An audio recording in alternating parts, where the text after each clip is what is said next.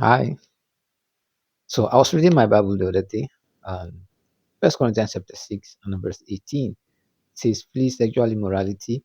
Every sin a man sees is without his body, or he who commits sexual sin sins against his body."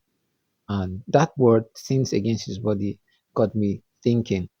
And then I asked a few questions around, and I discovered that most people do not even have a perspective or a good knowledge of what it means that he who commits sexual sin sins against his body. Now, to understand the question, let's go back upward.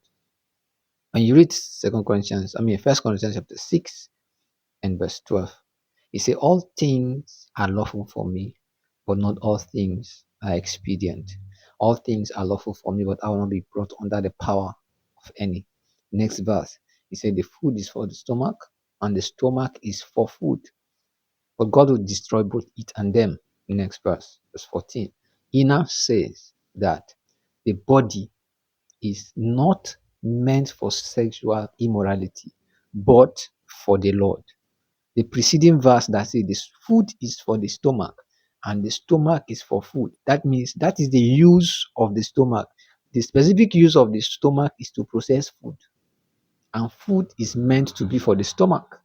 Next verse defined it again.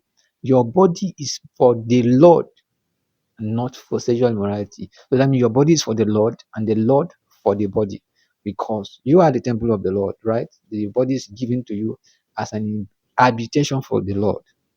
So to understand verse 18, you see, he who commits sexual sin sins against his body. The reason is because it is a case of misuse. Remember, there was a definition that your body is for the Lord. So when you take your body, which is meant for the Lord, and use it for sexual sin, you are abusing your body. So in that context, abusing your body is that you are sinning against your body. You are using your body to do what it is not meant for.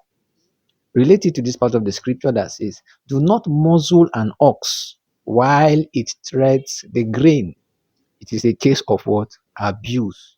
The ox is meant to tread the grain, but you muzzle it by making it do other things that it's not meant to do. So in that case, you are sinning against the ox, because it is doing what it's not meant to be doing.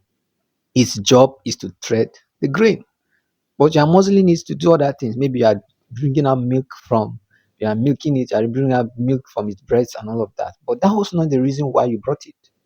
Get? So it is a case of abuse. So when you take your body and commit sexual sin, it is a sin against your body, because you have taken it from its own prescription. Its prescription is for the Lord, and you have taken it to do something else.